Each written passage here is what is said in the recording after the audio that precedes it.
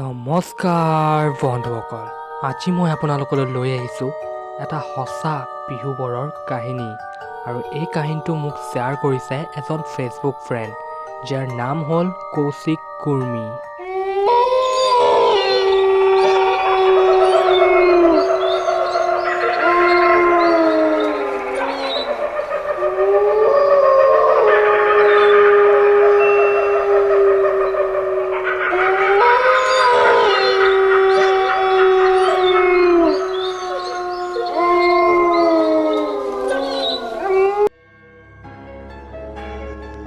যিহেতু এইটো মোৰ নতুন চেনেল হয়, গতিকে লাইক, শ্বেয়াৰ, কমেণ্ট আৰু ছাবস্ক্ৰাইব কৰিবলৈ নাপাহৰিব।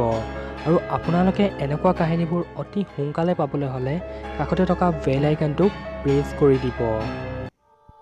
আহক তেন্তে আজিৰ ষ্টৰিটো আৰম্ভ কৰোঁ। দিনেশ নামৰ এজন ব্যক্তি 30 বছৰৰ পৰা এখন বাগানীয়া মেডিকেলত চকীদাৰ কৰি আছিল, আৰু তেওঁ চিফ্ট বেছিভাগ ৰাতি পৰিছিল। সেইদিনাও তেওঁ ৰাতি মেডিকেলৰ গেটৰ ওচৰতে ৰখি তেওঁৰ নিজৰ ডিউটি কৰি আছিল। যিহেতু মেডিকেলখন বাগানীয়া হোৱাৰ বাবে মানুহ বহুত কমেই ৰাস্তাৰ পৰা অহা যোৱা কৰিছিল। তেওঁ থিয় হৈ ভৰিকেইটা বিষাই গৈছিল, চকীখনত বহি আৰাম কৰিব ধৰিছিল। এনেকৈ বহু সময় পাৰ হৈ গৈছিল। ৰাতি প্ৰায় 12 মান বজাত হঠাতে কোনোবা জোৰকৈ চিঞৰি কৈছিল যে, বচা ঐ বচা, মোক কোনোবা বচা।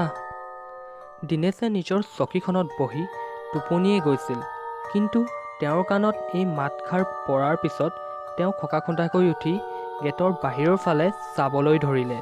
যিহেতু ৰাস্তাটো আন্ধাৰ আছিল, গতিকে তেওঁ ইমান ভালকৈ একো দেখা নাছিল। তেওঁ গেটখন খুলি সেই মাতটোৰ ফালে যাব ধৰিলে। তেওঁ কেইখোজমান যোৱাৰ পিছতে তেওঁ গম পালে যে মাতটো এটা পুখুৰীৰ পৰা আহিছে। তেওঁ সেই পুখুৰীটোৰ ফালে লাহেকৈ যাবলৈ লওঁতে তেওঁৰ মনত পৰিল যে ইয়াত কেইদিনমানৰ আগতে এটা ল'ৰা পুখুৰীটোত পৰিছিল, আৰু তেওঁৰ কাম কৰা মেডিকেলতে ল'ৰাটোক ভৰ্তি কৰোৱা হৈছিল। কিন্তু ল'ৰাটো মেডিকেলত ভৰ্তি কৰোৱাৰ আগতে মৃত্যু হৈ গৈছিল। এই কথাষাৰ যেতিয়া তেওঁৰ মনত পৰিছিল, তেওঁৰ খোজ লাহেকৈ থমকি গৈছিল। তেওঁ গম পাইছিল যে এই চিঞৰটো কোনো মানুহৰ নহয়। তেওঁ লাহেকৈ আকৌ মেডিকেলখনৰ ফালে উভতি আহিব ল'লে। তেওঁ উভতি আহোঁতে এনেকুৱা লাগিছিল যেন তেওঁৰ পিছফালে কোনোবা আহি আছে, কিন্তু তেওঁ পিছফালে ঘূৰি নাচালে আৰু সকলো আওকাণ কৰি মেডিকেলখনৰ ফালে খৰকৈ যাব ধৰিলে। তেওঁ মেডিকেল পোৱাৰ পিছত গেটখন ভালকৈ মাৰি চকীখনত চিগাৰেট এটা জ্বলাই বহি গ'ল।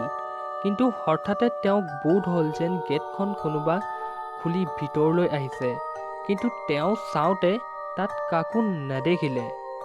তেওঁৰ লাহেকৈ ভয় লাগিব ধৰিছিল।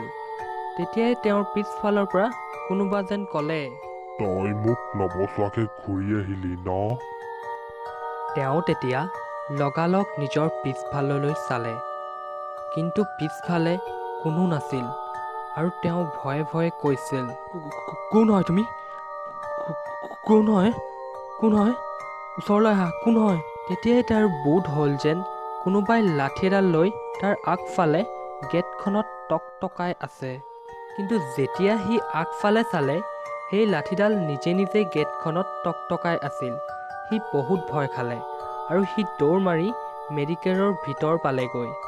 সি মেডিকেলৰ বেমাৰীবোৰৰ মাজত লুকাই গ'ল। 10 মিনিটমানৰ পিছত লাহেকৈ মূৰটো দাঙি চাওঁতে লাঠিডাল নিজে নিজে নাচি থকা দেখিলে।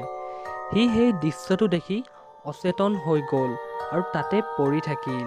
ৰাতিপুৱা যেতিয়া তাৰ চকু মেল খালে, তাৰ ওচৰত বহুত মানুহ আছিল, আৰু তাৰে এজন মানুহে তাৰ অচেতন হোৱাৰ কাৰণ সুধিলে।